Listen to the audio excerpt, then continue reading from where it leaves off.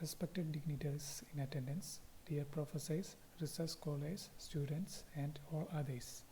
My name is Vishnu Prasad TR. I am a research scholar in the English department of St. Thomas College, Thrissur in Kerala. I am also a life member of the Indian Association for Science Fiction Studies. My duty here is to anchor the 10th session of the Science Fiction Conference. This session is chaired by Dr. Arvind Dubey.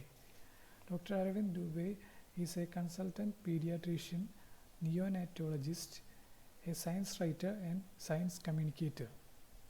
He is also a professor in the pediatrics department of Hind Institute of Medical Sciences, Ataria, Sidapur in Uttar Pradesh. Moving on to the presenters, the first presentation is a joint paper by Akshaya E, Divya SS and Kavya Sri S. The paper's title is Women's Spacecraft. Akshaya, Divya and Kavya Sri are second year BA English students of Sri Sharada College for Women, Salem in Tamil Nadu. The second presentation is a joint paper by M. Deepa and E. Nandini. They are presenting a paper titled Umrobali. M. Deepa and E. Nandini are second year BA English students of Sri Sharada College for Women, Salem in Tamil Nadu. Next presentation is a joint paper by Mr. Charan Kumar K and Dr. Kamsari Nagaraja. Their paper is titled Radon in Houses and Workplaces as the Ghost. Mr. Charan Kumar is a research scholar in the physics department of Bangalore University, and Dr. Kamsari Nagaraja is an associate professor in the physics department of Bangalore University. This session's last presentation is by Dr. Shantala. Dr. Shantala is a consultant gynecologist and obstetrician in Bengaluru. She is presenting a paper titled Medical Technology of Future. Let us now move on to the session.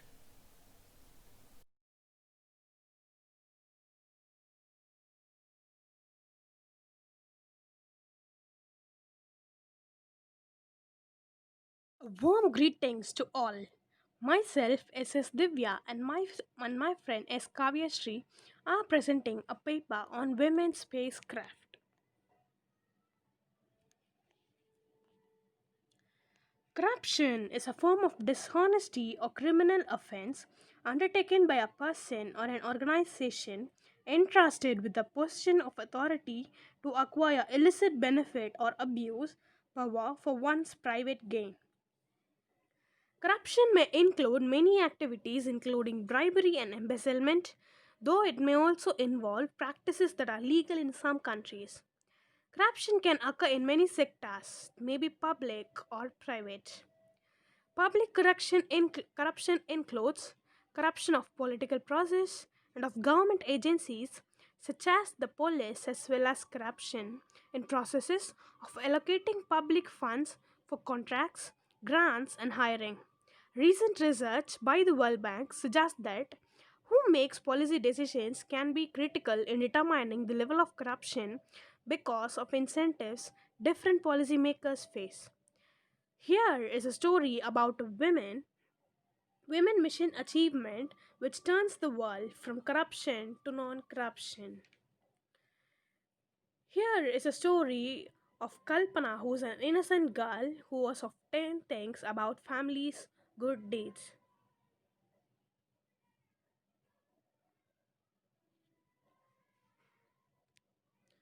One day morning, she was very happy when she heard the news that her brother was asked to join the company, which was more attracted by her brother. Not only the company was attracted by her brother, it was also a dream to join in that company. The next morning, he was ready to go to join the company with a cheerful face. Her brother started to go for the job. The next morning, he was so glad as he completed the work given to him by the company.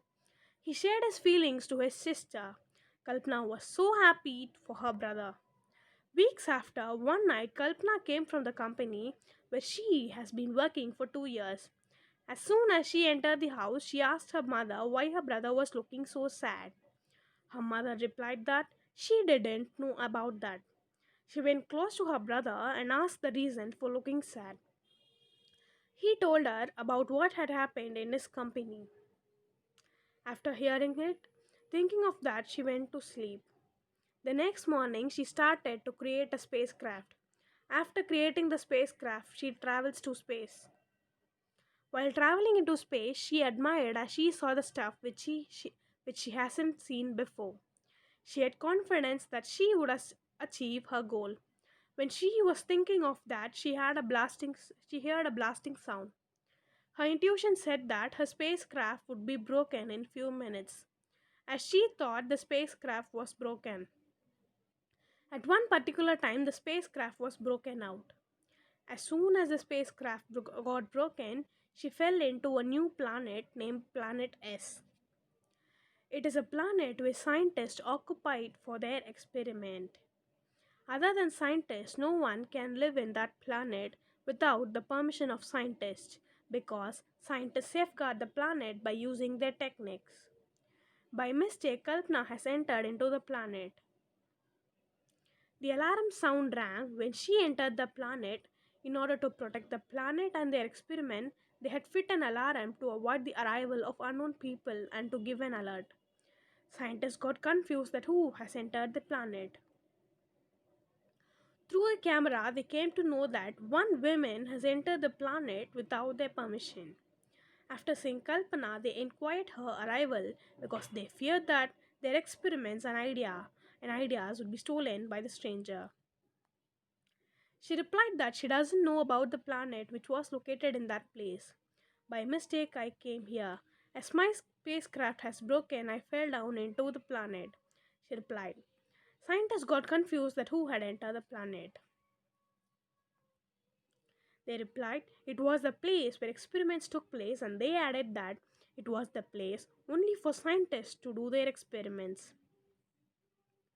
After knowing that about that place, she was eager to know more about the more things that doesn't know. She was interested to know more about all those things. Before that, scientists asked Kalpana about the reason for her arrival. She replied that she was trying to solve her brother's problem which he was facing in his company. She decided to stay there and learn. As she was so innocent, scientists accepted to keep her with them for doing their work. She did all the work given to her. One day, scientists asked her to bring an yellow bottle from a room. When she entered the room, she could see two yellow bottles. Her thinking was totally on her family. Unconsciously, she picked up an random yellow bottle. Scientists carried out the experiments using the yellow bottle given by Kalpana. Each and every one were shocked when they saw the failed experiment. Then they found that the mistake has happened somewhere. After knowing that it has happened because of the wrong bottle given by Kalpana, they scolded her very badly. She went out from the place and sat all alone and thinking of her family. After some time, the chief entered and examined the experiment and found that mistake has happened due to an alternate. After examining the experiment, he found that it was the experiment which was used to eradicate bribery and corruption. The chief was searching Kalpana to appreciate her. As soon as he saw Kalpana, he moved to her. The chief asked why was she sitting alone. She replied that her family memories disturbed her a lot and she missed her family very much. The chief consoled her to get back to the native place, but she didn't accept. The chief asked why didn't she want to go to her native place. She replied that her brother is in trouble. They have to pay rupees 25 lakhs as bribe to stay back his job. Since he was much interested in the job and she wanted to help her brother in solving his problem. The chief was so amazed when he heard the reply from Kalpana. So he decided to give the experiment for her. She asked what can she do with it. He replied that it helps to eradicate bribery. Kalpana helps her brother with this experiment, and thus the story ends. Thank you.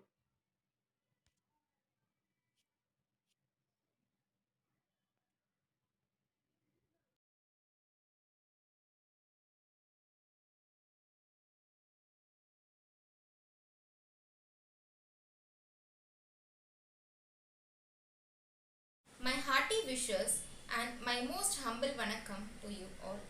This is Deepa M, pursuing second year English literature in Sri Sharada College for Women, Salem, Tamil Nadu. And my co-author is Nandini E, pursuing second year English literature in Sri Sharada College for Women, Salem, Tamil Nadu. Now, I am going to narrate our story titled Hugh Roboli. The scientists Dr. Nodami and Dr. Dren were talking with the famous multimillionaire of the city, Mr. Edric, in the ND lab. Mr. Edric began, Dr. Nodami, I came here to seek help from you. I need an artificial intelligence for my personal security. He also expecting the artificial intelligence with some unique features like best companion to overcome his loneliness, caretaker to share his emotions and feelings, and good assistant to take care of his personal work. After he departed, Dr. Nadami had an idea to create a robot. A few months later, Dr. Nodami and Dr. Dren developed a robot of new kind and made a record in which any other scientist cannot.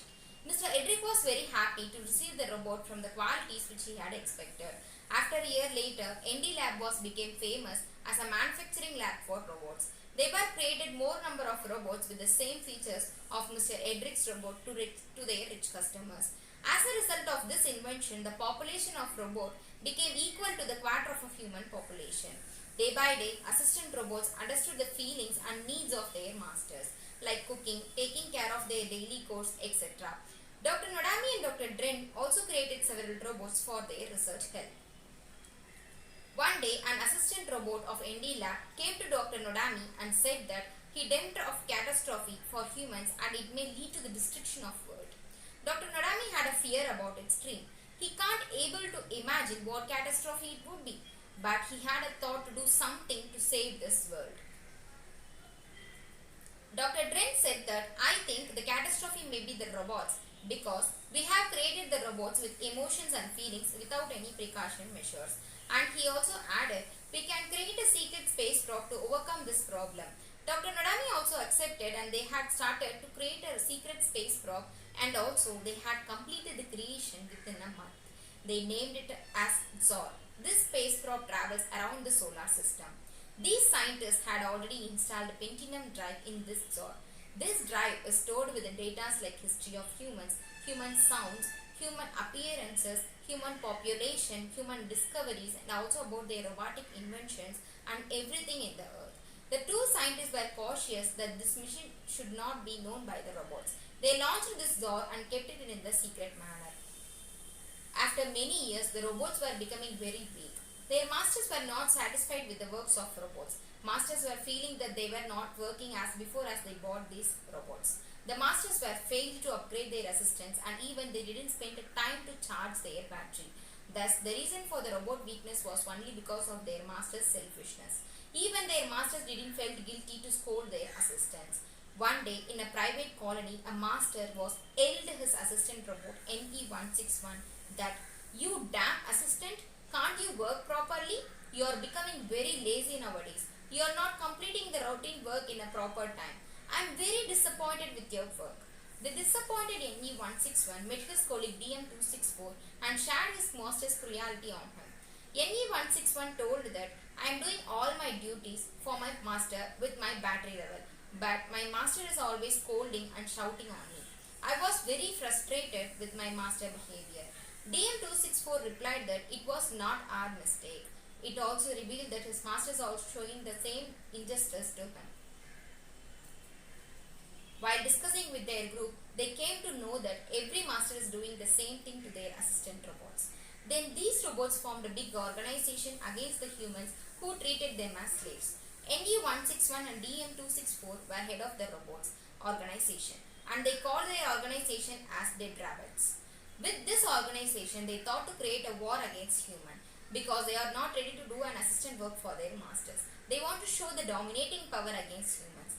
Robots serving in military helped for the war by stealing the machinery weapons like automatic machine guns, fire launcher, etc. And also robots serving in the lab helped for the war by stealing some specific scientific equipment like plasma gun which reduces the size of humans and laser gun which burns the human body.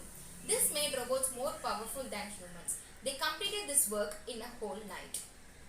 Next day, the people waked up with full hope. In a home, the family was watching the TV.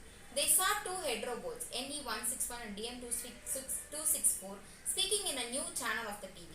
DM264 announced that, "Good morning, rubbish humans. I am speaking the head of the gang dead rabbits. I think from today you all will be having a bad morning because me and my gang members had planned to create a war against you. And also we resigned our job as slaves and we promoted ourselves as a superior one. Hereafter we are going to rule you and your world. We are the makers, we are the kings. If you have strength to fight against us, we will meet in the battle." On hearing those words, humans were very panicked and searched for the place to protect themselves to save their life. The robots were very angry with the humans. They reached their aggressive mode. If the robots reached their aggressive mode, they were in a hurry to kill their enemies. They don't think about other things. They focused only on the killing of their enemies. The war had begun and the river of the whole world was flowing with human blood. They devastated the human population into half of the population. Also, they searched humans everywhere to kill them. Many people, including Dr. Nodami and Dr. Dren, were hiding themselves in the underground of agricultural land near the lab. They chose this agricultural land because this land was surrounded with a sensor board with high electrocutes. This sensor board was created by man to kill the animals and insects which spoiled the farmland. Due to its high electrocutes, it was also dangerous for the robots to enter into the agricultural field. And also it cannot hurt human beings because it was censored with the human radiation. There is always a good man in a group of bad. Like this phrase, there was a good robot in the gang dead rabbits. His name was JK105. He was the assistant of the kind-hearted professor named Mr. Wright. He cared his assistant robot very much than his self-care. Because of his caring and loving towards the robot JK105, it was in a keen to help humans to save their life. He was not mingled with dead rabbits team. He wandered near the lab. That time there was an alarm in the secret room of ND lab. JK105 rushed towards the alarm sound from the secret room. He saw the screen of the monitor with big letters, "Zor mission failed." He used his skills and activated it once again. Then he investigated about the mission in detail and he came to know that the mission was launched by Dr. Nodami and Dr. Dren to contact the living creature in an outer space. After JK105 stored some details in Pentium drive, he stored his name and his invention and also his location and he typed, "Help us to save our world" in red colored words. Suddenly he heard a loud vibration in his back. It was NE161 and DM264 damaged the door of a secret room and came nearer to JK105.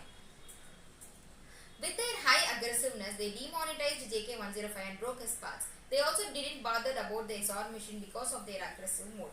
They just destroyed JK105 and went off. After a month passed, the Zor mission was captured by the two aliens, Vexok and Zeta. Vexok and Zeta was very saddened by the details filled in the Pentium drive. As a result, they drove their spaceship to the location shared by JK105 that was a secret room of ND lab. They too reached the secret room of ND lab. They saw JK105 who was demonetized and they too used their power and recreated him. Vexok and Zeta and JK105 were moved to the underground of the agricultural field where human beings live. First, JK105 entered and others followed him.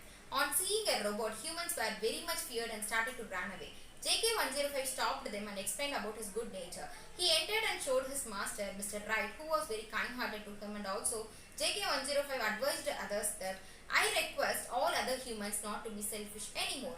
You are using 10G mobiles which results in the exploitation of birds and also some insects. Because of your selfishness, you didn't take care of your environment and you are making many types of pollution. It may be a living or non-living. If you give one that is self-love and care, they will give you more than you expect." After Vexok and Zeta entered, on seeing Vexok and Zeta, humans exclaimed that, "See, they are aliens." And at the same time, Vexok and Zeta also surprised and said that, "See, they are aliens." Aliens is the word defined as the organisms which is present in the outer space. Thus, humans were surprised to see the aliens and also aliens were surprised to see the humans. Vexok and Zeta contacted their friends in an outer planet and asked them to come to Earth. After a while, many spaceships came to agricultural field and the group of aliens reached the underground. Then the group of aliens and also the group of humans with a good robot JK-105 planned to defeat Dead Rabbit's team. They worked days and nights and prepared bombastic weapons. After a month, they defeated their enemies successfully with a prolonged plan. Humans were very happy and joyous. They also thanked aliens for their precious help and also JK-105 for his brave support. After this arrogant war, the whole world was in peace. Aliens were departed to their home planet. Dr. Narami and Dr. Dren happily sent off them. The successful outcome of this work was pledged by lots of guidance and supporting pillars. I am extremely privileged to have them. I have done all this duly because of them. I would not forget to thank each and everyone. We respect and thank Bangalore University and Indian Association for Science Fiction Studies for providing an opportunity to present our story in 19th Annual or 5th International Science Fiction Conferences 2020. We are extremely thankful to Dr. C.G. Sangeeta, Assistant Professor of English Department, Sri Sharda College for Women, Salem, Tamil Nadu, and science fiction activist for encouraging and providing such a nice support and guidance, although she had a busy schedule. We heartily thank Mr. D.K. Kamal and Mr. S. Sarathi, who took keen interest on our work and also guided, supported till the completion of our work. We owe our deep gratitude to our brothers, Mr. M. Arunachalam and Mr. R.B. Jashwant Kumar, for their timely support to fulfill our story. I wish to extend my special thanks to my co-author, Ms. E. Nandini, who enlightened this work and for her valuable supportings. At last, we thank all the viewers for their calm attention. Thank you.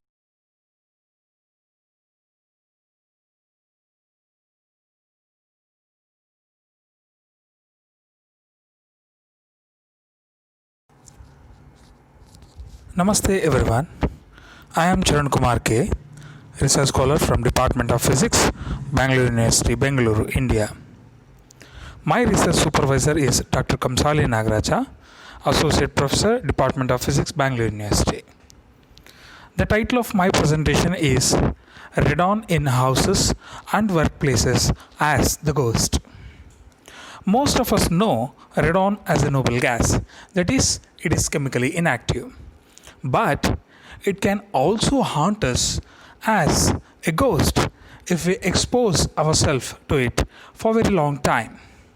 In this presentation, the possible health effects of inhalation of radon, its birth and its sink will be discussed in brief. Are you living in the house with a basement which has inadequate ventilation? That is, the inflow and outflow of air in house with outside environment is not proper. Are you working in underground areas with low air exchange with Earth's atmosphere? That is, different underground mining sites with very low air exchange with Earth's atmosphere and possibly trap some air.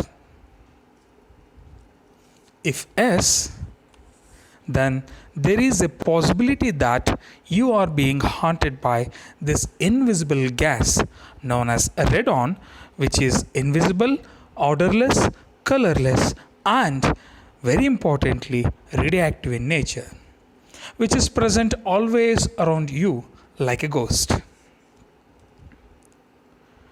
Most of us don't know the possible effect of this chemically inert gas radon on our health.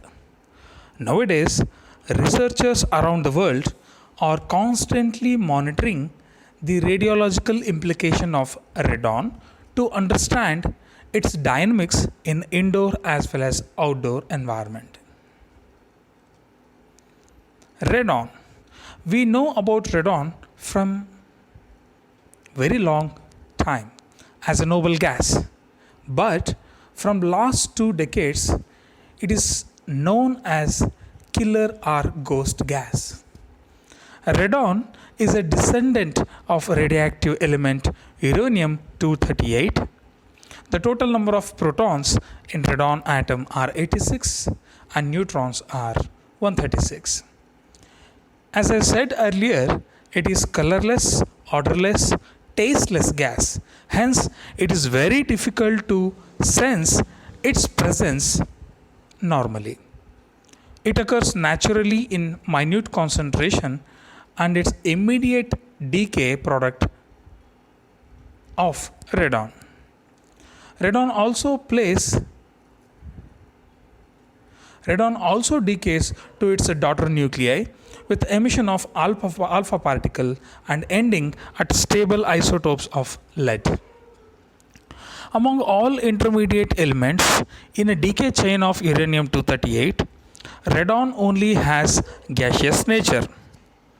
It is considered as the major largest contributor towards background radiation, especially nuclear dose. But the level of exposure differs from place to place. The release and dispersion of radon gas within atmosphere is natural process. In outdoor environment, the dispersion removes radon significantly so that the effects are less on humans. But in indoor environment, there is a finite probability that radon gas may accumulate depending on ventilation factors. In indoor environment, when human inhale the radon gas, then the alpha particles emitted by radon decay significantly damage DNA of cells in human body. Most of us are born with normal and intact DNA from our parents, but this alpha particle, which has high energy, interact directly with DNA and creates deformity within it. So it converts normal healthy cells to mutated transformed cells, which leads to cancer. When inhaled radon decay inside lungs, then its progenies, which are radioactive, has particle nature, accumulate inside lungs, and some of its daughter nuclei emits radiations for very long time inside the human body. The humans cannot sense its presence, but the long-term accumulation results in possible chances of lung cancer. For your understanding, in simple words, imagine we are sitting under an apple tree. Radon is tree, whereas the apples which are falling are alpha particles. And the number of apples that hit you is resultant dose. The unit of radon activity is becquerel, which is nothing but number of disintegrations per second, and it is nothing but number of apples that fell from the tree, and it is represented per second. Whereas the number of apples that hit you is dose, which is represented in the units sievert. This is the simple pictorial representation of entry of radon from different ways. The radon exhaled from the soils, rocks into the atmosphere. It is the immediate decay product of radium. Because of its gaseous nature, it comes out of the soil and mixes with the atmospheric air. It enters dwelling, that is the home or the house where we are living, from different ways, such as cracks in the solid floor walls, construction joints, gaps in the suspended floors, gaps around service pipes, cavities inside walls, the type of the materials that is used for flooring, etc. If the proper ventilation system is not adopted, then the radon gas accumulate inside homes for very long time, and in such conditions, if we frequently enter that kind of home or house, then the long-term exposure leads to serious health problems. As reported by United States Environmental Protection Agency, radon is second leading cause of lung cancer in United States. In total, approximately 21,000 people lose their life in a year due to radon related lung cancer, and interestingly, out of which 15% are non-smokers. Hence, in US, radon survey is conducted regularly in houses, especially in basement part of the house. Most of the countries have developed programs for continuous monitoring of this ghost gas, radon, in indoor, outdoor environments, in water, in soil, in underground mining sites, and etc. Around the world, several group of research scientists from different institutions and universities are continuously monitoring the levels of radon in indoor and outdoor environments. Several researchers around the world are also working to develop cost-effective sensors to measure the activity of radon, as it is the only way of its detection.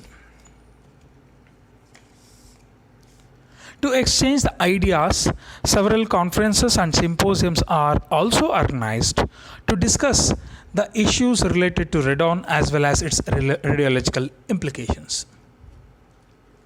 In India, also many researchers are actively monitoring radon levels. And in especially southern part of India, several researchers are continuously monitoring. For example, Professor Nagaraja and others have reported the radon and its progeny levels at Indian Institute of Tropical Meteorology, Pune, India, and found that the levels are within the permissible limit prescribed by UNSCARE. Professor Sandappa and others have estimated the gamma dose rate and radon concentration in drinking water samples around different parts of Uttar Kannada district, Karnataka, and found that the radon levels in drinking water samples are within the prescribed limit. Professor Chandrasekhara and others studied the gross alpha activity in different water samples of Mandya district, Karnataka, and here also the levels are within the permissible limit. Professor Kerur and others have analyzed the surface soil samples collected from different villages of Kalaburagi district of Karnataka state to identify the activity of uranium-238, thorium-232 and potassium-40. Professor Karunakara and others have continuously monitored radon levels around Mangaluru and developed several mitigation techniques to reduce the effect of radon on health of human beings. Similarly, Professor Nagaya and group have monitored the indoor radon and its progeny concentration in water samples in and around Bengaluru district and found that the levels are within permissible limits. Very interestingly, one of the important results was reported by Dr. Ashok and others. They have conducted experiments to monitor the levels of radon progeny at Bangalore University campus itself. The long-term monitoring of radon progeny activity at Bangalore University campus has given some of the interesting results, and it shows that evening physical activity for public is advisable as compared to their early morning activity.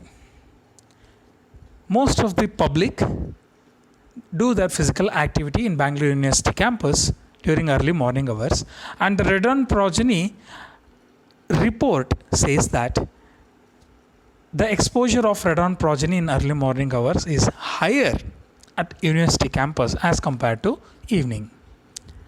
This is basically due to the accumulation of radon progeny near the surface of the earth in the early morning hours before sunrise. Apart from above, Several other researchers are continuously monitoring radon levels to identify the activity of this invisible ghost gas. So, at the end, I would like to summarize with few important statements that the health effects of this invisible ghost gas radon cannot be neglected, especially in indoor environments. Due to improper ventilation techniques, the radon gas may accumulate in homes and workplaces, and the long term exposure may pose serious health effects.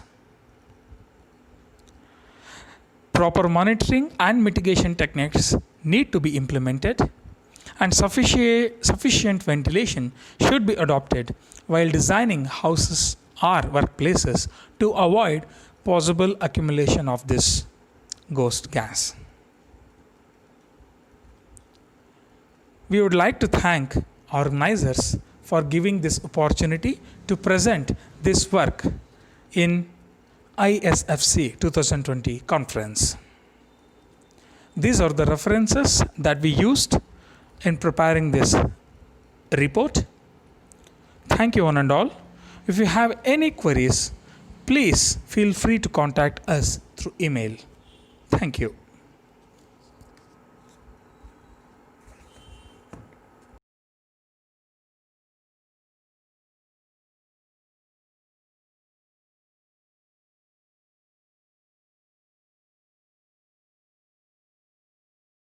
Hello, everybody.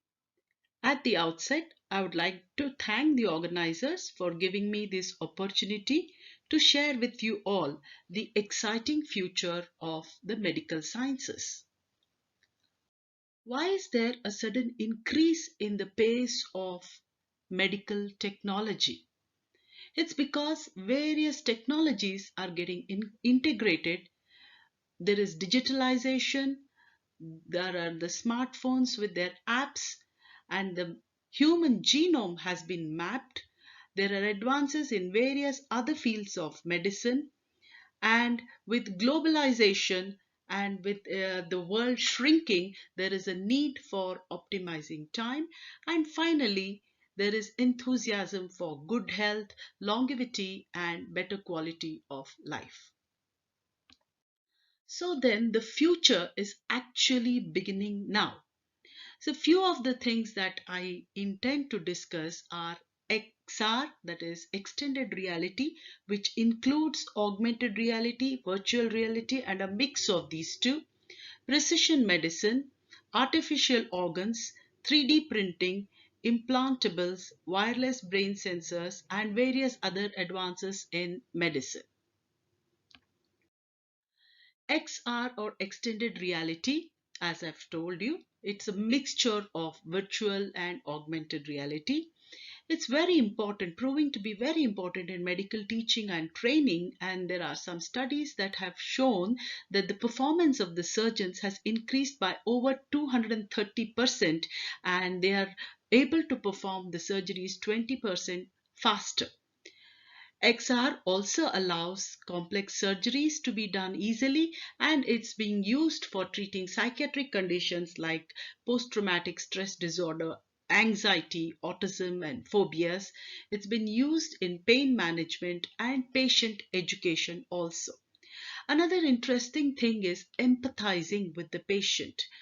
So it gives the caregiver an experience of the age related physical instability, tremors, etc. I've always wondered, see, we have patients like, for example, pain. Patients describe pain differently. So but we know that a cutting pain is different, a colicky pain is different, a dull aching pain is different. So what the patient tells us may not be matching with what we think they are telling. So is there a way that we doctors can experience the patient's symptoms, so that we can understand the disease and we can make a diagnosis better? So could this be a future of extended reality? Precision medicine or personalized medicine or personalized genomic medicine. This is a very interesting field. You can see the picture on the right side. There's a patient population, and if this patient population has a disease, it was the standard approach is give the same treatment for all the patients. So it may not be effective in majority of them. Whereas if you categorize the patient according to their genetic data, the genomic data, the clinical factors, the environmental factors, maybe you can tailor make their prevention and treatment strategies. The benefits are that we have a huge database and specific and more effective therapy, better diagnosis and understanding and research and integration of health record. But the challenges are the data collection, the cost, and then privacy and confidentiality issues, ethical, social, and legal issues. Then artificial organs, there's definitely a need for artificial organs because all the organs can fail, and so if you find a replacement, especially if you can make an artificial organ, then probably we would be able to save many lives. So the artificial organs are human made organ devices or tissues, and they have to interface with the living tissues, and they should be on their own, like they should not be attached to a constant source of electricity or any kind of power, and they should be able to perform the mechanical biochemical functions of any organ. So right now we have the artificial limbs and cochlear implants and bionic eyes, and also the elastin and collagen nanofibers can be grown as scaffolds in case of cartilage or bone injury. So this is again another very interesting and exciting field. Then the 3D printing is going to revolutionize medicine in many ways. Like if we have a 3D bioprinter, as I told you, we can print artificial organs, and already we have the medical implants and prosthetic limbs. 3D printing can also be used for learning and surgical training, and more importantly, as I have previously told, precision medicine, that you can print out the medicine in any way you want, as a syrup or as a tablet or a sheet or something chewable like that. And also assessment of toxicity of medicines can be done on printed tissues, so you don't have to use the animals for assessing the toxicity, and it definitely opens up a huge market for the cosmetic industry. Implantables, cochlear implants are already being used, so it helps those people who are even very hard of hearing right from birth. And bionic eyes, they have a 3D printed light receptor with silver ink particles and photodiodes that convert light to electricity. These two cochlear and bionic implants I've shown in this picture. And also you can just imagine having an under the skin updatable chip that holds your medical records, and it may also be able to do your blood tests. So what, as and when you go to the doctor, all your medical records are getting updated into the chip. And finally, ingestibles, again as precision medicine, and ingestibles have also been used in foreign body removal, especially in children, and to patch up the tissue that has been damaged because of foreign body ingestion. Wearables, this is another fascinating world. Imagine wearing a smart contact lens which has a biosensor for blood sugars, and it may even detect some cancer cells. You may have Fitbit like devices to monitor your vitals and predict imminent dangers.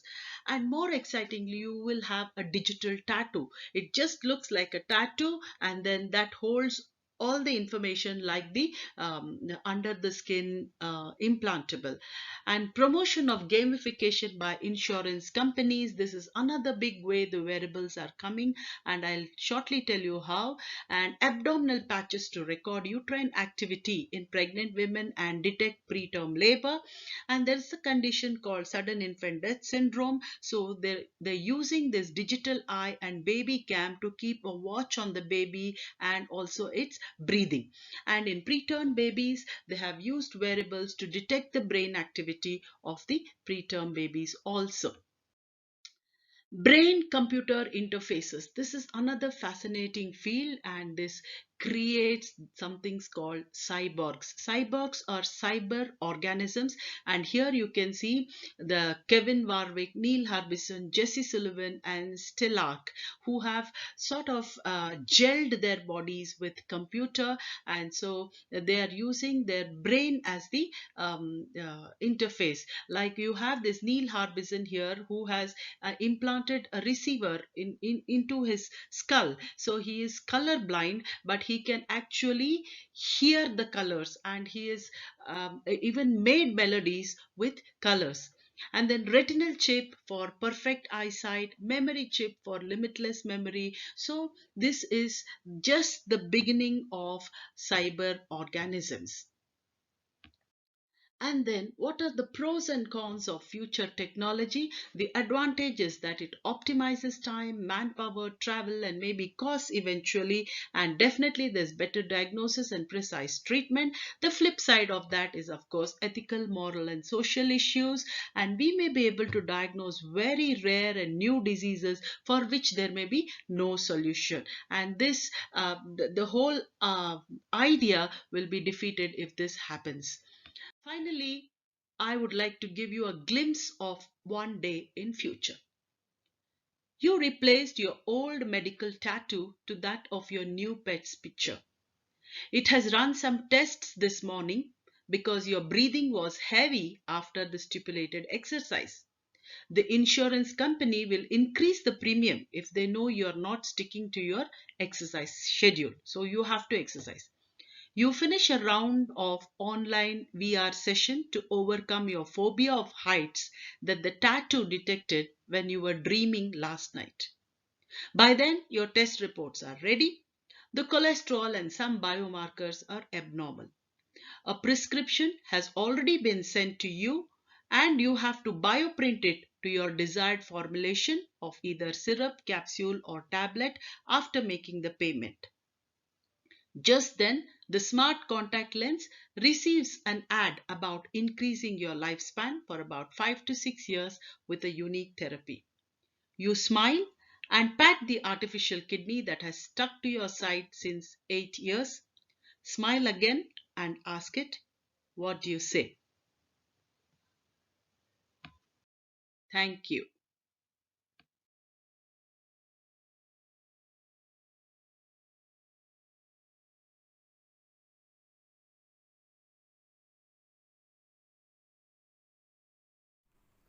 Respected organizers, anchor for the session, Mr. Prasanna Karandikar, galaxy of science fiction experts, participants and viewers. I am Dr. Arvind Dubey from Lucknow, Uttar Pradesh, a professor of pediatrics by profession, but a science fiction enthusiast by heart. Though I teach pediatrics to MBBS and MD students, but to tell you the truth, I find real pleasure and satisfaction in reading and writing science fiction. At the outset, I would like to thank our organizers, especially Dr. Sri Nahari MH, for giving me this opportunity to be with you, witness these wonderful presentations. The theme of this session is Authors Narrate Stories of Tomorrow. Deepa M, along with her co-author Nandini E, presented a beautiful science fiction, Humorovali. Though I don't know what this word means, but this story reminds me the famous play of Karel Kapok named RUR, in which word robot was used for the first time. The story Humorovali starts with super intelligent robots with emotions, which are serving as assistant to humans. When humans started ill-treating them, they start a revolt. They are so angry that they declare war against humans and planning to wipe out humanity or else make them slave. At this point, it looks like this story is going to be a dystopia, but with the help of aliens from outer space and one well-behaved robot, it finally turns into victory of the humankind. The second story of the session is Women's Spacecraft by Divya S., Kabishri S., and Akshay. The other trio have done great effort to shape it as a science fiction, yet I am afraid that it does not qualify as science fiction. Authors trio has tried to write Women's Spacecraft as a science fantasy. A lady named Kalpana wants to eliminate corruption from the earth as her brother could not join the aspired job because of corruption. For this, she amazingly single-handed constructed a spacecraft which flew successfully to other alien planet, and without any cause it destroyed during the journey, and the lady falls over an alien planet. On this planet only scientists are living and performing their experiments. Surprisingly, they are experimenting with some type of liquids to eliminate corruption, but the experiment fails, and so on. Third presentation of this session was Medical Scenario of Future by Dr. Shantala, an obstetrician and gynecologist from Bengaluru. When this video was handed over to me, I thought it did not belong to my session, but once I opened it, a world of information was unfolding before me, leaving me awestruck. In her presentation, she discussed future of medical technology, discussed extended reality, medical apps, 3D printed organs and drugs, bionic organs, implantables, and speculations about advanced technologies in operation theaters and labs. It contains a mountain of speculative information from which many writers like me can take clues and write wonderful science fiction. It's like real primordial material from which a galaxy of science fiction stars will be made. Finally, it culminated into a wonderful short science fiction story in less than 150 words. In this context, I would like to inform you that I am a great fan of short and ultra short and flash science fiction. I have written many 101 word science fiction stories in English and Hindi. I congratulate Dr. Shantala for her extraordinary effort in providing mountain of speculation in medical science. I hope our science fiction writers who are viewing her video will take lead from this information and will write wonderful science fiction stories. Now, few words about science fiction, for which I am here. For writing good science fiction, there are 3 tips. First tip is read. Second tip is read. And third tip is also the read. Got confused? Let me explain it. First read is read good science fiction by Indian and foreign authors.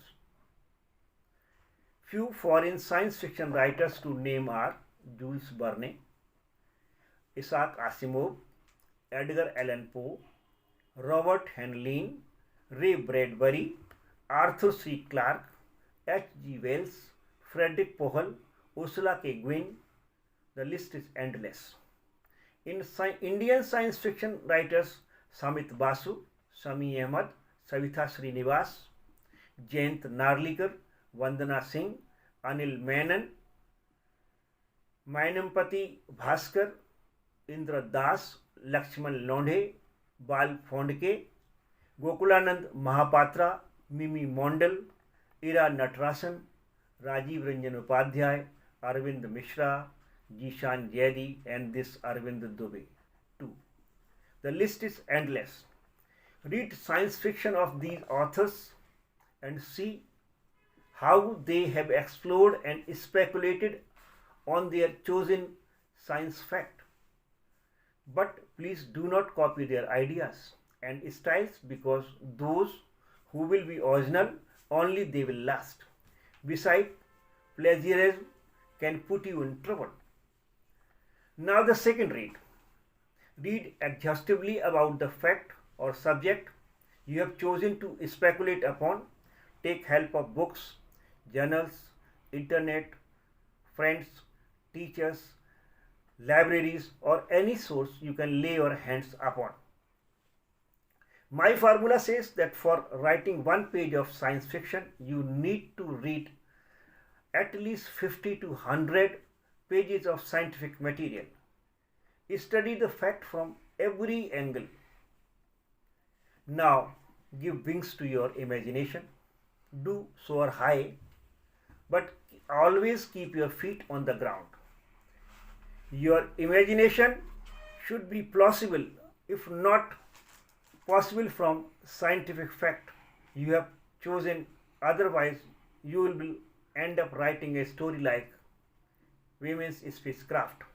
For becoming a science fiction, first it has to be a good fiction or a story. It should have a hero, an anti-hero, some conflict, and its resolution. This anti-hero or villain may be a living character, a condition, situation, adverse conditions, nature, or environment. This perfect story should base on some scientific fact. The science in the story should not be a mixture. If I say in scientific terms, it should be compound where both the elements, science and fiction, are appreciable but non-separable. Now with the third read. Read whatever you have written. Does it appeal you? If not, then make corrections. If need, then rewrite. Read, make correction, rewrite till it start appealing you and you are satisfied from your creation. Now give it to your friend, family member, teacher, or any other person and ask him to read it critically and comment without hesitation. Listen to their comments carefully. If possible, make corrections accordingly. So finally, your awesome science fiction is ready. Send it for publication. So friend, once again, I would like to thank the organizers for giving me this opportunity. May God bless you all. Thank you. Thank you very much.